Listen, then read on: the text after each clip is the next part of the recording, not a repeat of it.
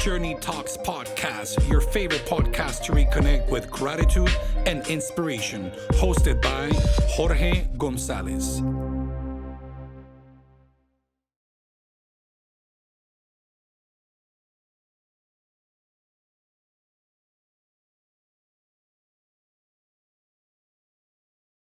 Hello, and welcome to Journey Talks podcast, your favorite podcast to reconnect with gratitude and inspiration. My name is Jorge Sayago Gonzalez, and I am your host. I am convinced that behind every gratitude, there's a powerful story waiting to be told. And through this podcast, I want to create a space where we can share these stories and inspire one another. As humans, we all share one thing in common, and that is the experience of being alive.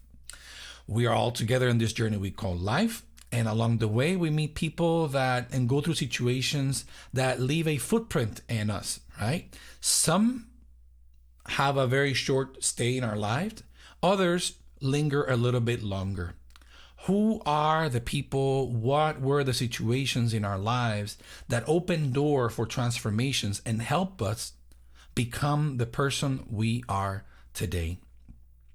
Through this podcast, we interviewing people with different stories of gratitude. And my hope is that as we open this space and our willingness to reconnect with these stories will help us celebrate one thing, and that is the beauty of our shared humanity and the access that we have to the unconditional love that we have from within. I am so excited about today's guest. Has an amazing, vibrant personality full of light, charisma, creativity, and more importantly, the most amazing heart I've ever seen. I've known her for about 9 years now, and I feel very honored to call her a friend. She has a long-standing career in the world of music and is recognized as one of the top female leaders in the Latin music industry. She is truly a trailblazer and a force to be reckoned with. Throughout her career, she has worked with some of the major names in the music of Latin music, and I'm talking about names like Maná, Alejandro Sanz, Laura Pausini, Jesse and Joy, and Jay Quiles, just to name a few. Formerly, she served as the Warner's Latina managing director, and now she was with Warner for about 2 decades, and now she is the senior vice president of marketing at Sony Latin Iberia. She is no other than the one and only Gaby Martinez. Gaby, welcome to Journey Talks podcast. How are you? Thank you. I'm so excited to be here. Thank you so much for the invite. It's just wonderful to have, like you said, this space to connect within and to share experiences as humans, and that just enriches us and gives us the opportunity to reflect. So I'm very grateful for having you invited me here. You are the best. I'm so thrilled. I can't wait to have this conversation with you. All right. So, this podcast is all about sharing stories of gratitude, but it's the gratitude that comes as a result of moments of growth and transformation in our lives. And as a creative person, I know you share a particular perspective in your views of life and who we are as humans. And I'll be so honored if you could open your heart and share some of your gratitude stories with me. Will you be willing to do that? Happily. Let's do it. All right, let's go straight at it. Actually, you know what? Why don't we just do this first? What's going on with you lately? What's new? What's present in your life at this moment?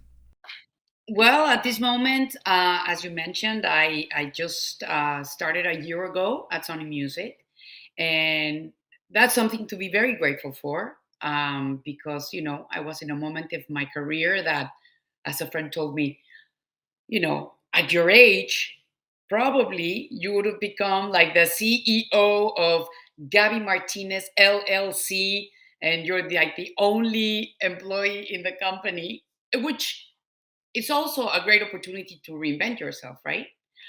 But I got the chance to, be called to another label, and the number one label, and it's really inspiring that, they would recognize what I've done throughout the year. So I'm very blessed for that. I'm very happy about that.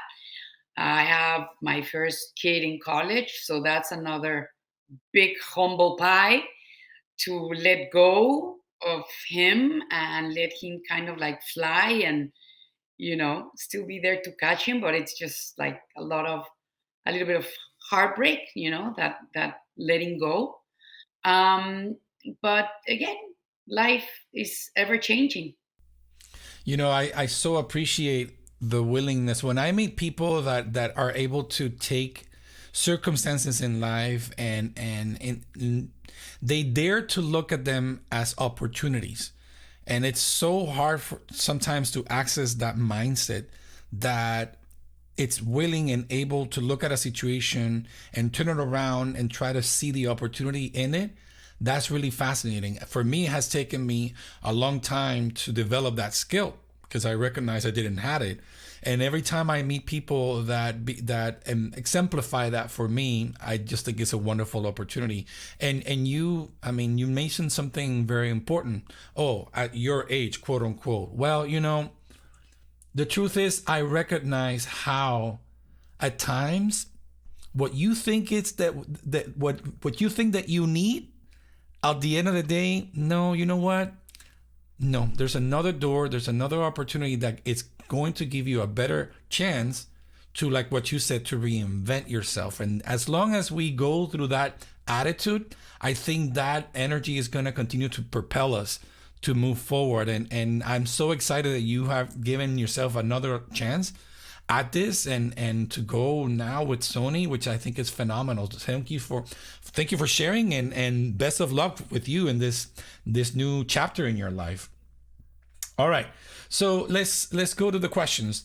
You mentioned that you're grateful for the opportunity to be with Sony. You're grateful for you have two sons, and one of them is in college. But my first question for you would be this one: what is gratitude for you, Gaby, and what is your relationship with gratitude? Okay, so gratitude for me is something that grounds me in the present.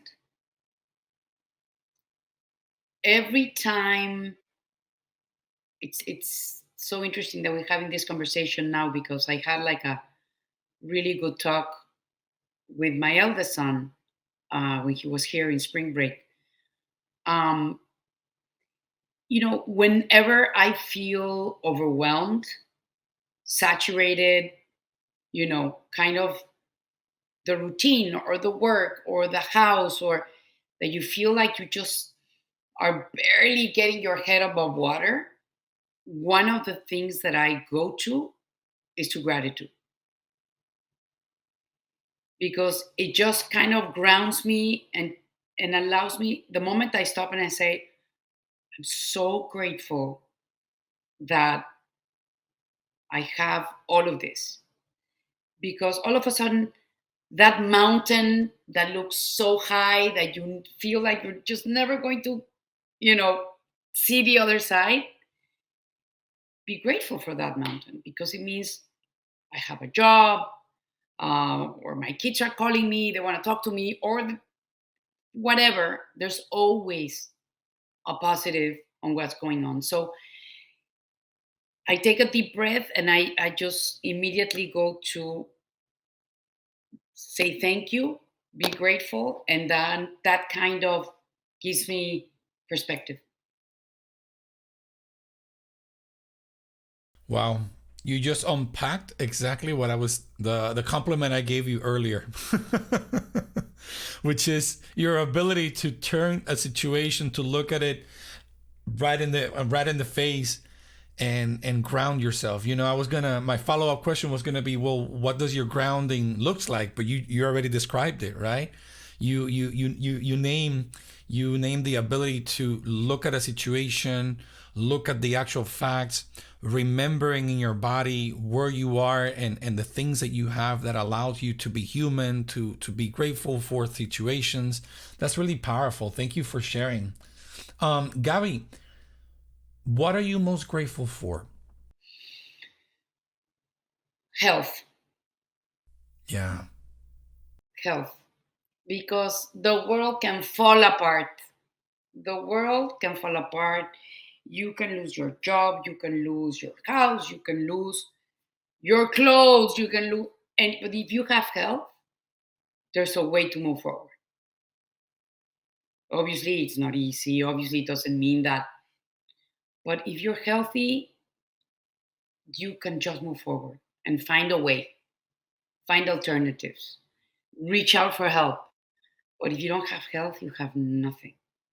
Yeah. You know, you have been the very first person on this podcast that has centered the attention on health.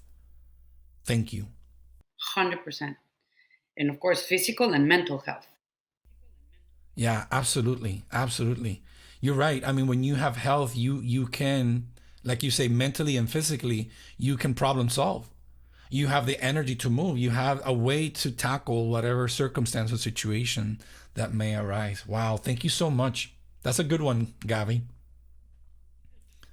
That's a good one. Well, okay. So, can you think of someone or remember a situation that you went through and now looking back, you realize that you know yourself better because of this situation?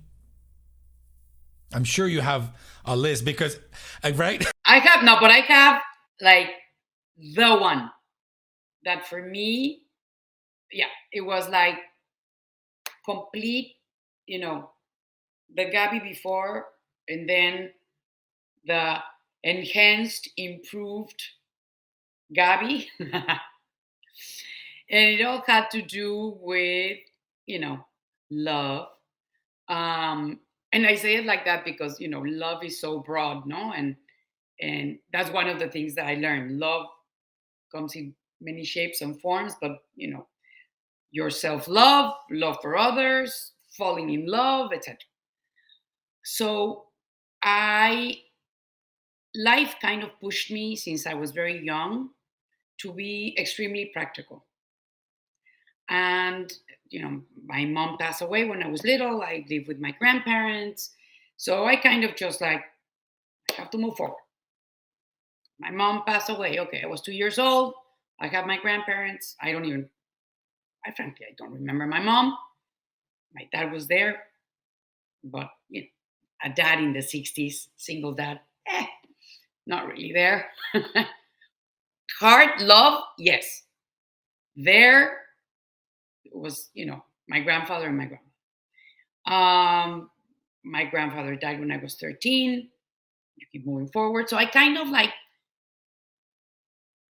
pushed feelings to the side. I kind of did not allow myself to go there because I have to move forward in life. And I've always had that need to not, you know, I trip, I get up, I go. I trip, I get up and go. Boom. And feelings, yeah, okay, ooh, that hurt. I just keep moving forward. And then I fell in love, well, what I thought was falling in love when you're and 30, not 27, at 30. So from until I was 30, I had the practical move forward feelings. Yeah, we deal a little bit with them, but we don't let them take the best out of you. So at 30, I had a boyfriend. I was engaged for the first time. We were talking about getting married. It was, yeah, the prince in the white horse, famous and, a celebrity, artist, paparazzis, nobody Latin. Don't worry, you would know. um, and I just bought the whole fantasy. The whole everything was.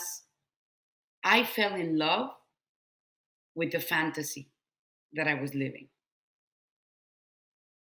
and you don't want to see reality, of course, because the fantasy was obviously better. And I went for it. I bought into it. I let myself go. And when it started, you know, becoming a reality of where are we going to live, and he's from Ireland and we're going to live in Dublin. So once it started becoming real, it's incredible how the mind works, and God, whether you're religious or you're not religious, whether it's God, light, energy, the universe, all of the above, something inside of me was clashing and clashing. It was the wrong, I was making the wrong decision, but I just could not face killing this dream. So, what started happening inside of me? It was a hurricane. I started getting anxiety. I started getting panic attacks. It was something in the universe was telling me, wrong way, big billboards. What are you doing? U turn. No. Didn't hear it. I was living in New York at the time. My fiance was in Europe. I would go every 3 weeks to continue my fantasy. Every time I came back, I was feeling worse and worse mentally, talking about mental health. And you've known me for 9 years. And I'm going to tell you something that nobody believes me when I tell them. I was in such a bad place that I, when I thought, oh, I'm going to break up the relationship, this is not working, I'm breaking up, I would start feeling this panic taking over. So that choice was not an option. Then I would go, this is it. I'm going to go back to Mexico, back home, panic again. And I was living on a 26th floor in New York. And I would think of, what if I jump off the balcony? Peace. I felt peace. I never went to the balcony. I never opened the window. No, never, never, never. Obviously, I'm not gonna lie about this. I never took it that far because thank God there was still some rational person in there. But when I explored my options, jumping off the 26th floor was the only thing that did not give me panic. So that moment I knew I was in a worse place than I thought. I had the clarity. Again, my mom passed away, my grandma, my grandpa, so I have quite a few angels around me. And it gave me the clarity to pick up the phone, talk to the woman that had been my therapist in Mexico for many years before. And I told her, this is what's happening. And she told me, you are 3 seconds away from a nervous breakdown. I don't know how you're going to do this, but you need to get medicine from somewhere. You need to get on a plane and you need to come to Mexico right now. I spoke to my fiance. He didn't understand what was going on because obviously we're in love and we're going to get married and everything's perfect. And he obviously didn't understand. It wasn't a time where you would really talk about mental health. I would, but it wasn't something that you actually, not everybody understood. It wasn't part of the conversation as it is now. We're talking 97, 98. And I'm like, I have to go to Mexico. I have to fix myself. I'm in a really bad place. So I go to Mexico. I go in directly to a psychiatrist, directly to medicated anxiety, antidepressant, and all of the above. I took everything that they gave me. I'm like, get me out of this mess. I'll do anything. And I was in Mexico probably for about a month. Therapy every day for 1 hour, 2 hours to kind of like get myself, recover myself from this hole. And obviously, I ended the relationship. Ended. Obviously, he was looking for somebody to get married. He didn't want to marry me, right? And I wanted somebody to. This guy was fulfilling my fantasy, so we kind of like both worlds clashed. Um, and this absolutely just shattered me, like destroyed me into pieces. This was December 97. I go back to New York, end of January, beginning of February. Everybody, I was working for MTV at that time. All of the area that I was working for, we all got fired. I was like, are you kidding me? I had a nervous breakdown. Now I'm getting fired. He's like, what more signs do I need? I need to get out of here. I need to get out of New York. I need to go back home. I need to be in Mexico. I need to see the holes in the streets. I need to, I need I need to be back home with my friends, my family, what I love, my food, my people. I need to be, patted in the back. I need every resource to put myself back together again. And yeah, and I went back to Mexico, and it was obviously a long time, but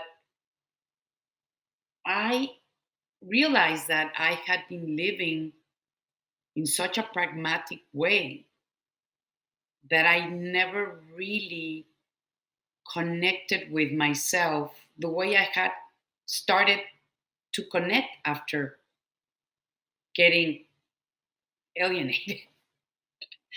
um, and I did it all on my like I put myself in that situation, and I mean it wasn't this guy's fault. It was me, obviously.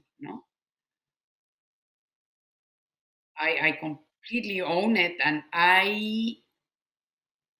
it took quite a long time, but I started to see the sky even with different eyes.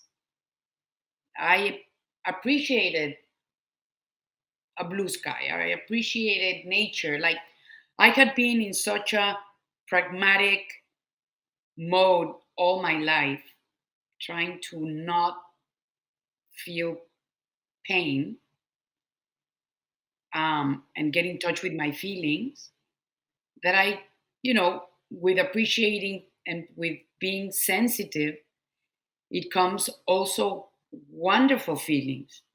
It also comes with the other side, which is you also feel more pain when you're more sensitive, right? But I had decided to not be too sensitive because it was just, I guess, a way to protect yourself. And I just became like, I spoke to my ex boyfriend many years later, and all I could tell him was, thank you. Thank you for appearing in my life. Thank you for, because of that experience, I really developed a lot of sensitivity that I had never had, an appreciation of life. And I just became a much better human being. Is that a good enough experience? Ah, you didn't expect that one. Right now, I'm here sitting and I'm like, okay, take a deep breath, because what you just shared with me and with the audience is such a vulnerable, genuine, real experience of being human. And you're absolutely right. First of all, thank you. Thank you for trusting me, and thank you for opening your heart and sharing something that is so special to you. But I'm gonna try my best to hold this as a gem and to unpack it a little more with you, just because it's so beautiful and powerful. I heard so many things here. I heard how a young Gaby learned certain coping skills as a result of your experiences and your upbringing. And nobody is here to judge that, because that is just a human experience. We sort of like develop these skills on how to protect ourselves, how to thrive, how to move forward, like you said. And that's really special. And I'm so glad, like what you said, back in the late 90s, nobody was really talking about mental health.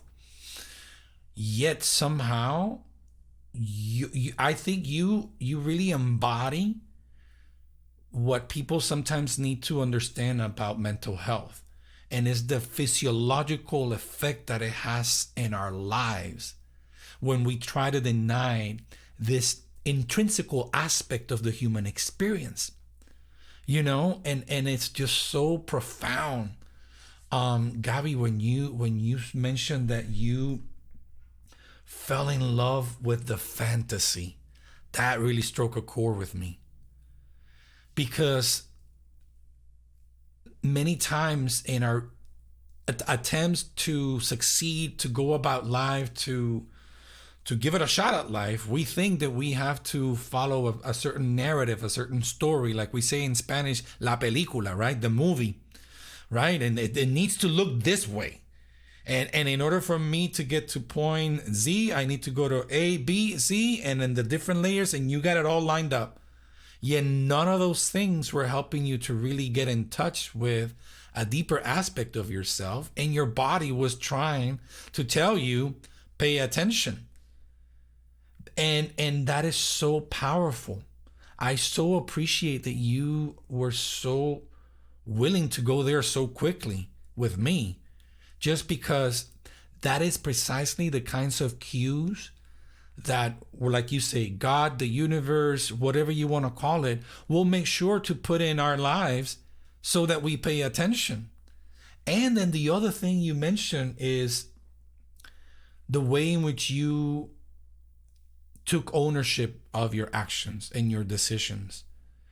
I feel like, at least personally, I kind of resonate with you a little bit with sometimes when we find ourselves in that space, we are denying aspects of ourselves.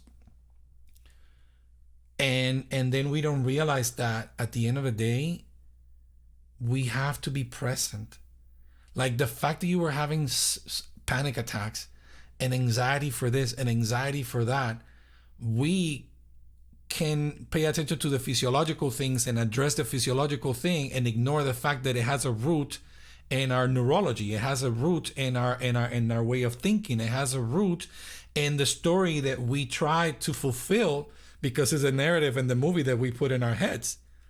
But that is a really complex and deep, and it's hard to get to the root of that. Yet somehow you were willing to, like, oh, I have a story, and you weren't kidding. It's really deep and profound. And I feel so honored that you can share that with me. One of the things that so when I worked as a chaplain at a hospital, I was confronted with the capacity that I had to interact with people, and my job was to be a good listener. And I had to pay attention to how much of myself was reacting to what I was listening to. And I had to develop the skills just to create a space to contain that story without feeling the need to jump at it and talk about myself, And so those are skills that to truly listen, right? And I was surprised, and I'm not saying that I mastered this, but I had the help, that's what the whole experience was about. I had supervision and I had other mentors that helped me unpack those interactions. But I guess what I'm trying to say here is the fact that you, at that point in your life, there was what, you know what I heard? I heard that there was once again this inner wisdom speaking to you. Whether you wanted to pay attention to or not, the fear was precisely the fact that there's a wisdom there speaking to you, but for whatever reason you didn't have the skills, right? Or the fear was stronger, and you weren't able to really move forward at that particular time. But thank God that you find that you sought help, and here you are. And then the other thing is your how that inner turmoil lured with the idea of getting rid of your life. And I don't want to take that lightly, but we ignore how powerful and how dangerous, what a slippery slope vacillating with that idea is. And I am so grateful that we finally are honoring the wisdom of paying attention to how delicate this is. And now society is honoring the tools that we have to honor how important it is to really care for ourselves. And I'm so grateful that we now have neurology that helps us to understand it, the psychological tools and vocabulary to access and navigate those waters. Because so one thing, I mean, you know me, you know we were friends, but we became friends because of my capacity, right? So I'm the chaplain of a school, and so I recognize that my role in people's lives is sort of like bring these spiritual tools into as an opportunity, right? As a toolkit for people to navigate life. But I also recognize that those tools have some limitations because they were the result of history and time and context. But now that we have tools that allow us to expand that toolkit, we can have better dialogues. And I think what you granted us as listeners of your story is a beautiful gift. And in my opinion, is the gift of never underestimate the beauty of who you are. Never underestimate or ignore what you're capable of doing. I'm so glad that you were able to seek help, because today we're having this conversation, and it's not just today. You have such a beautiful life, what you've been able to do with your career, your family. There's so many beautiful things. The way I introduced you at the very beginning, it was precisely your charisma and your energy. And you have a contagious personality, Gaby, and I'm so glad that you were able to come to the other side, and that nowadays you have, how long you've been married now? Well, how long does it feel, or how long really? No, no, no, no, no, no. How long have you been? No, I'm joking. No, I know. 19 years, 19 years. 19 years, and that's a powerful thing. And both of your sons, they are very handsome guys, wonderful personalities. Your husband is a phenomenal guy too. Trip as well, very funny as well. And it's so transformational when we decide to pay attention to that still small voice of self-love. So important. And I'm so glad you did. I'm so glad you did, Gaby. Wow. Thank you.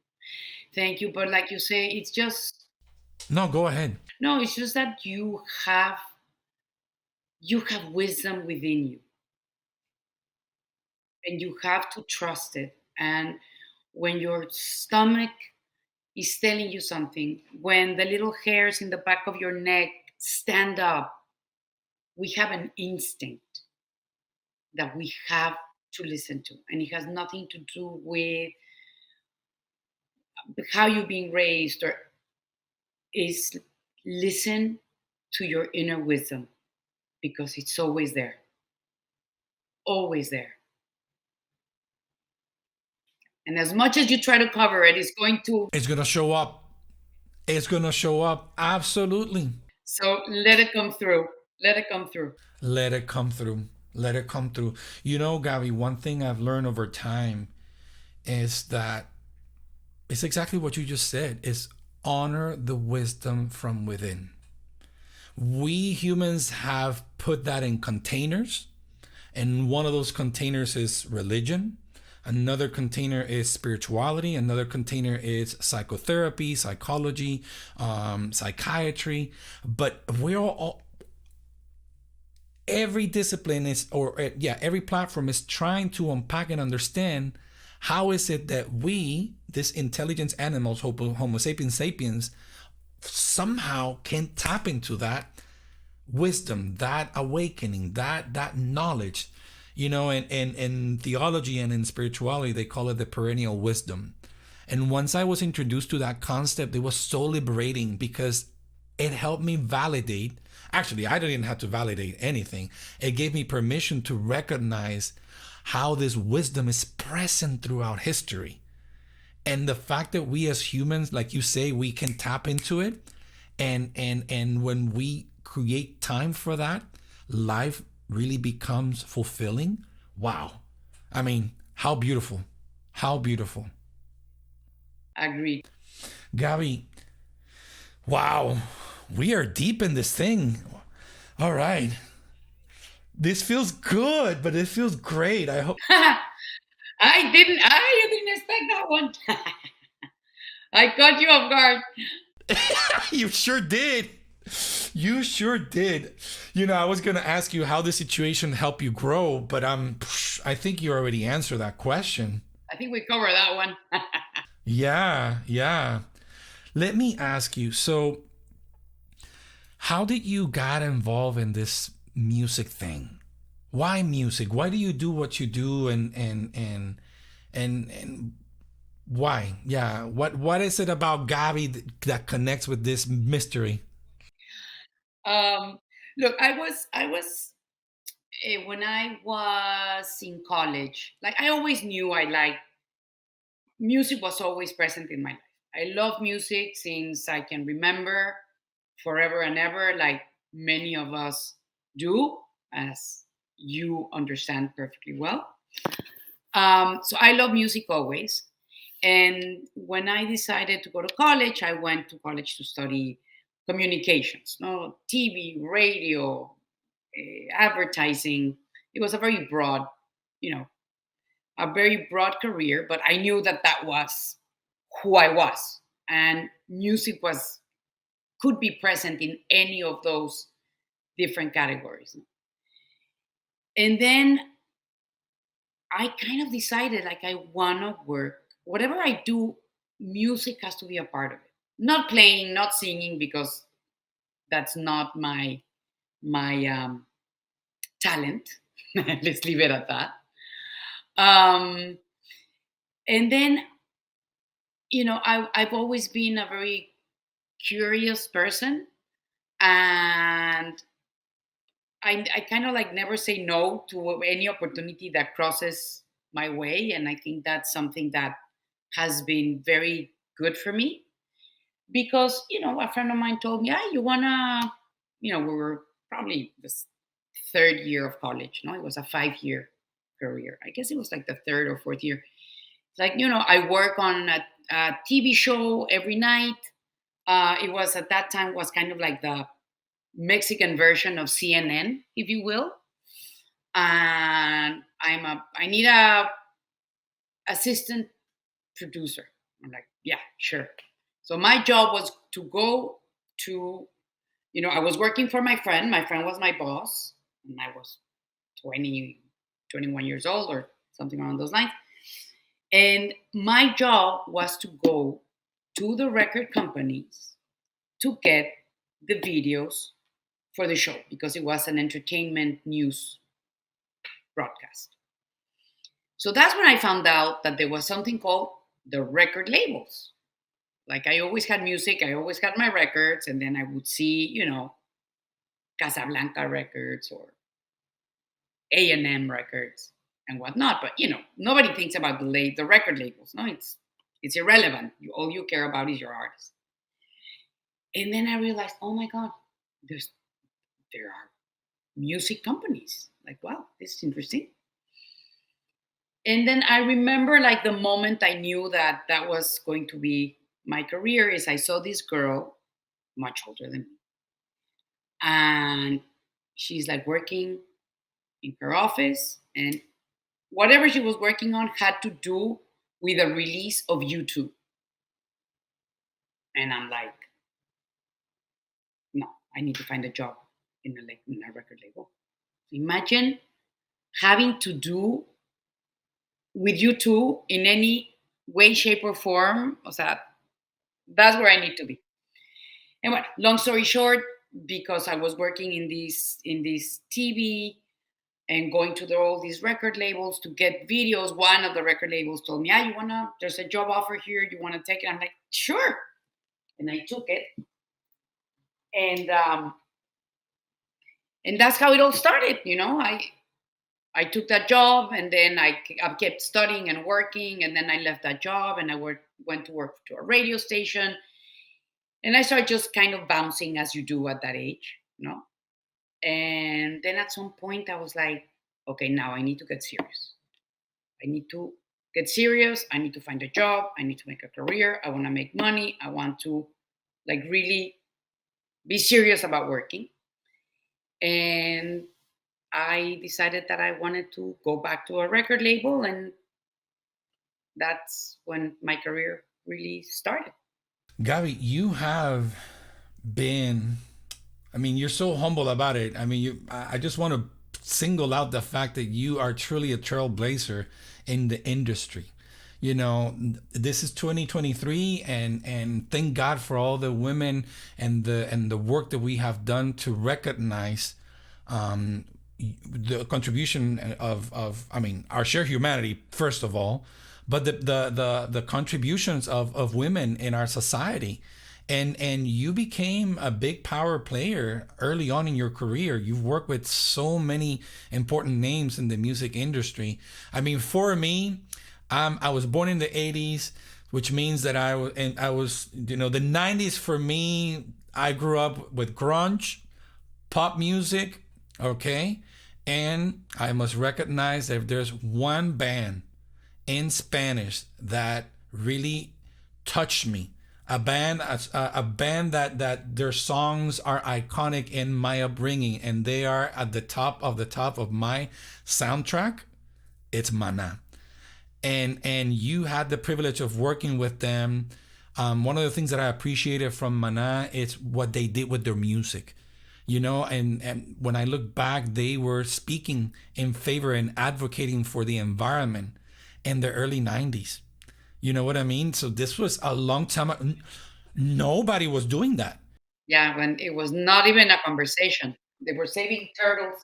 Yes, yes. And so for me, one of the things about music that pulled me into music was what you do with it, what you do with the art, how music elevates our consciousness, how you create awareness, how do you use the beauty of that energy to create a culture that advocates for the integration of who we are.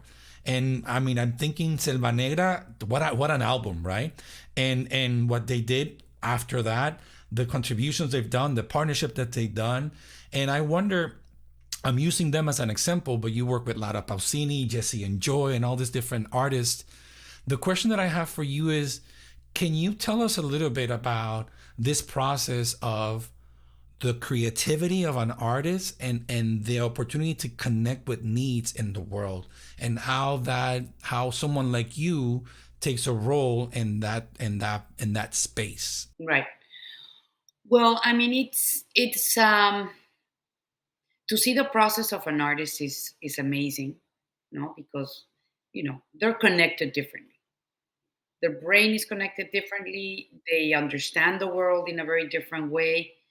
I mean, you are an artist, and you know it's just your brain is connected differently. Period. You know that's what it is. The sensitivity is different. The way the artist perceives things and process them, and how they're able to transform that into their music. And at the end of the day, you know they connect with certain groups, certain ideologies, and it's not planned because, if this industry that I work for, it was planned to do like the perfect artist, trust me, I wouldn't even be having this conversation. I would be in my yacht, having an amazing time, not working every day. Um, because there's no right or wrong. It's just literally a human being connecting with their inner wisdom and transforming it into music. And what's my role? My role is to amplify it and to take it out there. Of course, I work in a record label. I'm not, Mother Teresa of the artist. No, we make money with it. There's nothing wrong,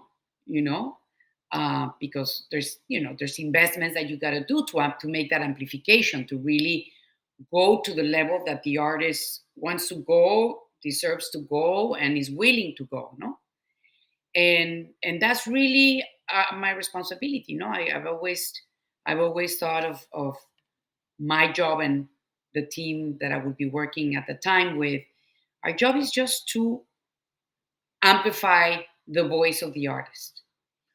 Whether at the end of the day people like it, don't like it, that's out of our hands. That's You can't force it. And nowadays even less because it's so much faster. There's so much more music. People have, especially younger kids, their attention span is shorter and shorter every time. You just have one opportunity to amplify, and you need to take it to the max. No? So for me, that's my job. Just amplify their voice and make it connect with as many people as possible. And it's a big responsibility. It is a big responsibility. I've always, so we share another friend in common, and that's Hector. And for years, our conversations have been how music creates culture, not necessarily influence. I think music creates culture, and I think we're seeing it even more powerfully now than ever. How artists, I mean, when it comes to branding, marketing, you name it, you know? But that, to me, I've always been blown away with the magic behind the scenes, and the truth is, an artist can have a vision, but without someone and or a team like the ones that you have led over the years, you know, like you said, there's no amplification. Though that voice might only goes might reach so far, but with the tools and the creativity that you guys bring in, it has a further reach.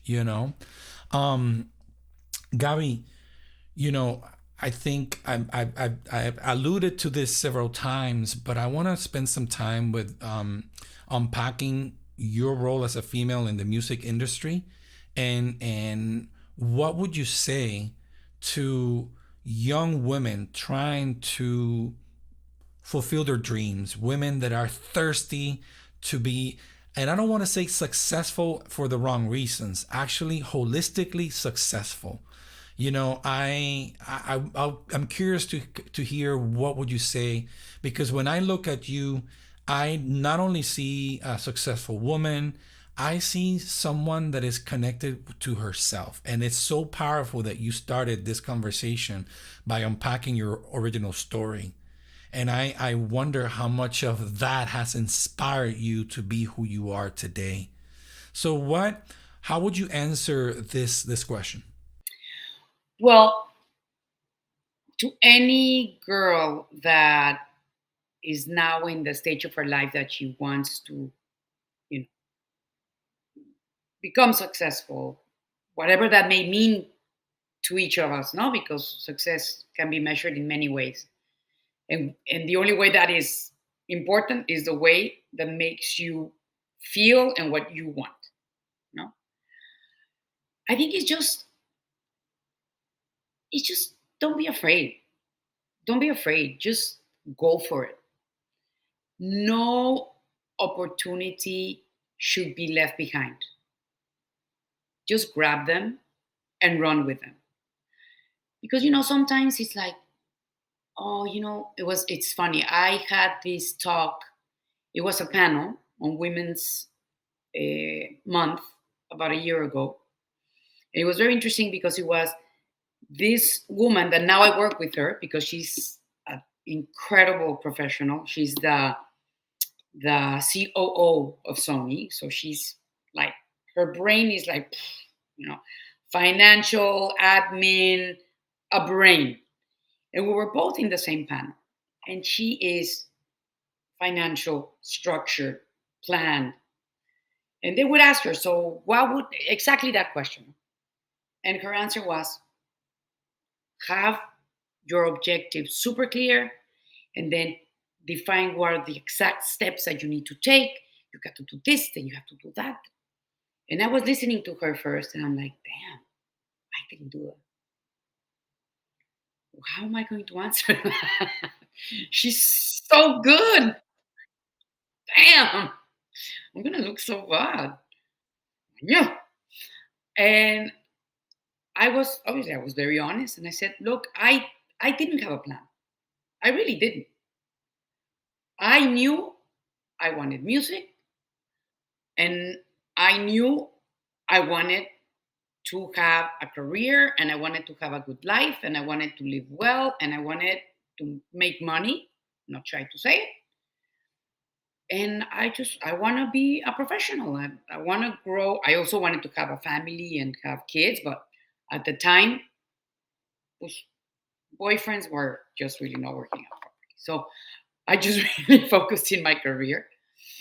And the opportunity, you want to work, like I told before, you want to work in as a production assistant, sure. Warner Music was my first label. You want to come and work for Warner?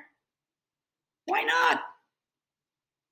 Then I wasn't very happy. It lasted just like a year, and then a radio station. Oh, we need you know, a DJ. I love radio. I love music. Sure, bring it on. And I just never said no to any of the opportunities that came across. And that's the advice that I would give to any girl that is, you know, something comes along the way, take it. You don't lose anything. You're going to learn, you're going to make connections, you're going to, something else may show up after that. Just don't be afraid of taking it. That would be my first advice. And then my second advice is fake it until you make it. Oh my God, how am I going to accept that? Because I'm not prepared. They're offering you the job. They're seeing something in you that they believe you can do. So just believe it yourself. And sure, I can do that. Hell yeah. And inside, oh, you really have no idea what you're doing. Doesn't matter. Sure, let's go.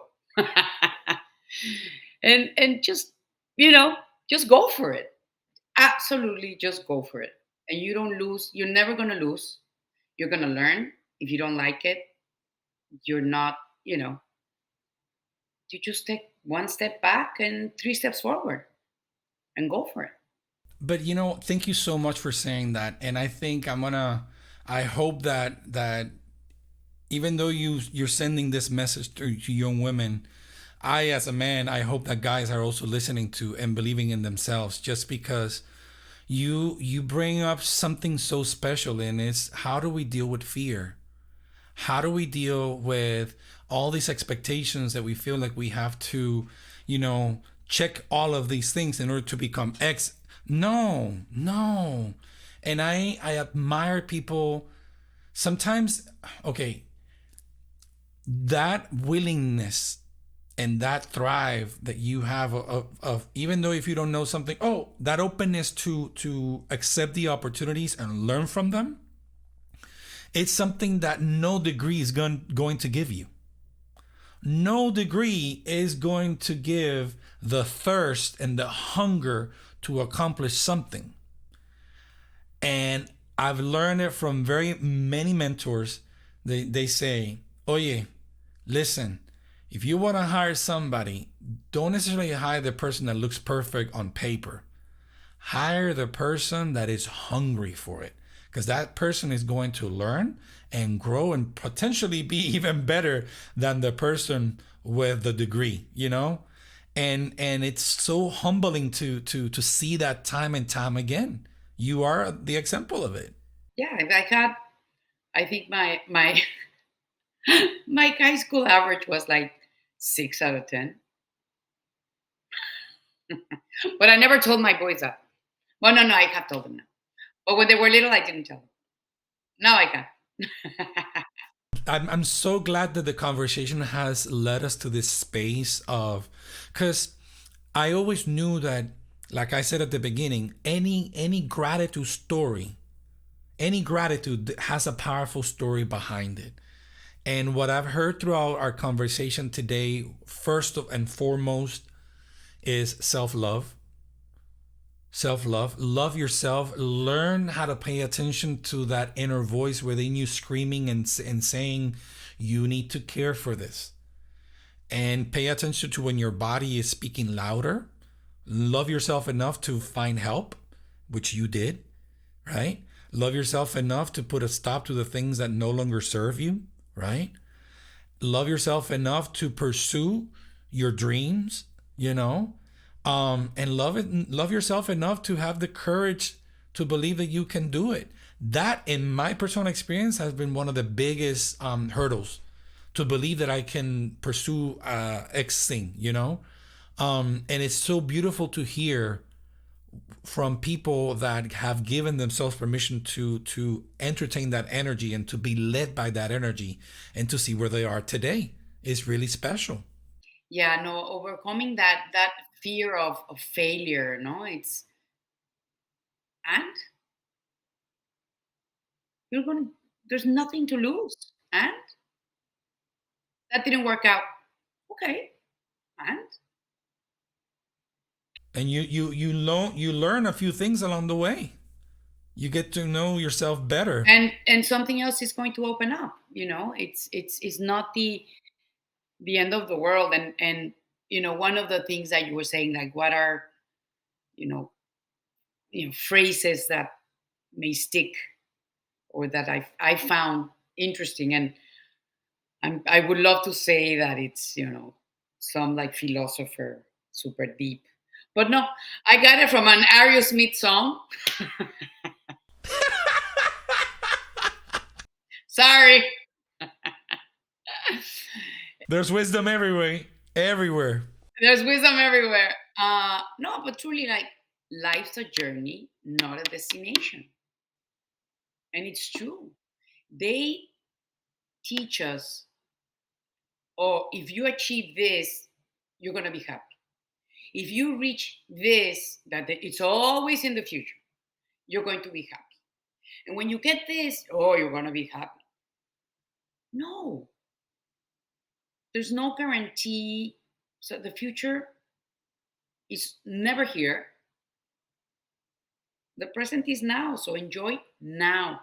So I know sometimes it's very difficult to put ourselves in the present moment, but that's when I use gratitude, like I told you at the beginning. And it's an exercise. It's not like, oh, I immediately go to gratitude and then I come to the present moment. And no, it's a practice. It's like a muscle.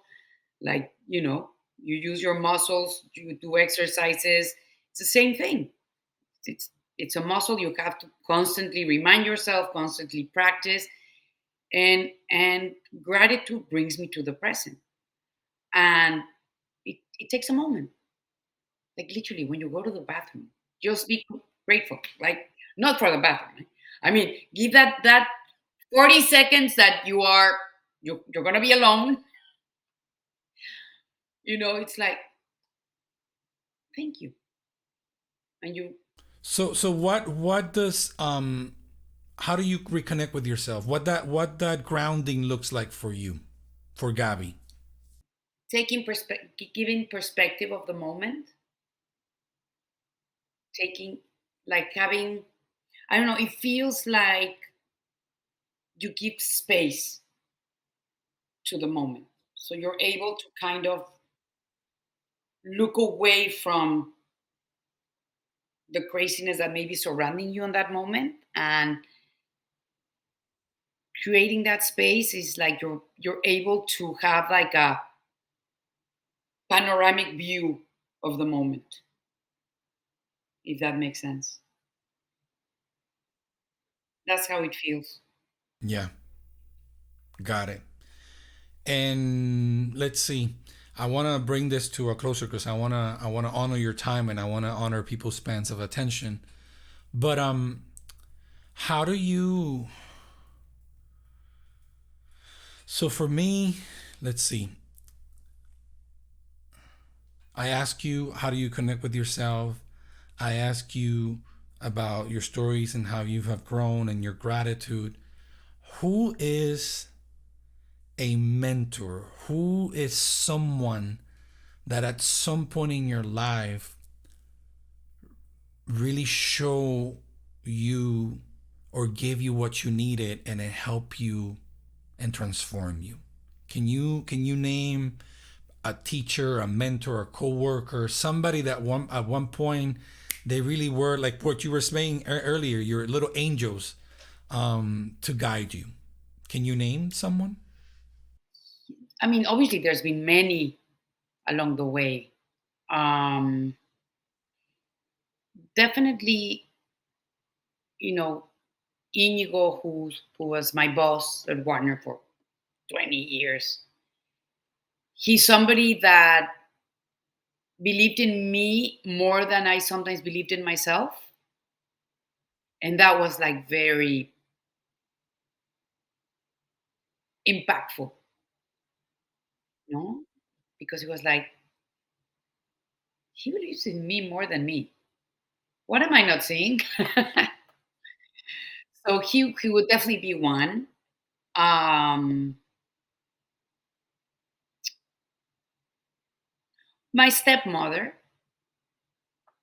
even though, you know, she became my stepmother when I was like 9 years old, and I didn't really like her that much at the beginning for many years. But and she knows it. It's not something that she doesn't know. But as I became, and in my young, in my late teens and early 20s, she was a woman that kind of opened the world to me in the sense of, you know, wait, no, there's more than what you said, the ticking of the box of, okay, I need to go to high school. Now I need to go to college, and I will probably find my boyfriend there. So I finish college and then I'll get married and then I'll have my children, what most of my friends were doing. No, that was like and she kind of, she's American. She was not Mexican. So that number one, Mexico at my generation was still, and it's still somehow very traditional, like a lot of Latin countries. But my generation even worse because you were allowed to be a woman and be independent and study and whatnot, but not that much. Enough to say that you're independent, but not enough to scare the boyfriends away. Of course, you better not. And no, no, no, no, no. And she taught me, wait, there's a world out there. There's a place called New York that you can work. There's, she kind of like opened my eyes to that. And I went like, whoa, that's interesting. Let me try that. So definitely I'm grateful for her on that sense. And I could go on a lot of people, but I think those two are important, very important for sure. Thank you, Gabby. Thank you. Thank you. Thank you. Thank you for your time. Thank you for opening up to me. My pleasure. No, thank you for this space. I loved it. Gabby, I always ask my guests who they think should be or could be a potential future guest on the podcast. If I ask you that question, who could you name? You know what? would be really interesting because we kind of go directly to older people because obviously we've had more experiences with life and we, when you're young, you kind of maybe not there. But it wouldn't be a bad idea to bring somebody that's young and see what they think of that. Yeah, I can certainly entertain that. What is their perspective? On gratitude? Yeah, I think it would be interesting. It would be interesting to hear someone young of how they connect with gratitude. Perfect. Perfect. I'm glad you bring that up because in a way, I mean, for lack of a word, in a way, this podcast is it's like a project. It's my effort to unpack what gratitude does. And it's the result of, you know, being a chaplain, being a youth pastor, working with youth for over 15 years, working with children now for almost 10 years, and realizing that we are giving tools to go about life, but how much time do we really spend unpacking what these tools do for us? And in what way these tools are really helping us to become the better version of ourselves instead of holding us back, right? Unfortunately, I see many limitations of certain systems, right? But when I look at people, in your case, you and guests that I have brought into on the podcast, these are people that I have seen in them that when they pay attention to gratitude, their lives looks in a certain way. And I'm not saying that their lives are perfect. It's actually how their willingness to turn things around. So I appreciate you bringing this up because it's reminding me that young generations, they still have that wisdom that we are talking about. How do they see it? How do they perceive it? How do they use it? It's an interesting question. So I'm going to take that to heart. Yeah, no, I think that would be fascinating to hear. That's great. Well, with that, I'm going to close this episode of Journey Talks podcast. Gaby, thank you so much for the conversation, for trusting me, for the opportunity to be vulnerable with me.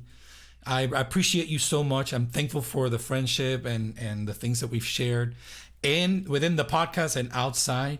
Much love to you and your family. Thank you for this time. Thank you for this space, and I'm sure this will touch somebody, and it's amazing that you're doing it. Thank you for trying to share with everybody these experiences. Thank you. Well, I'm gonna have you again. I'm gonna have you again on the future, okay? All right. So, friends, this has been another episode of Journey Talks podcast. Thank you for listening, and see you next time. Thank you for watching. Make sure you like and subscribe to our channel. Share your feedback, hit that notification bell, and let's keep the conversation going.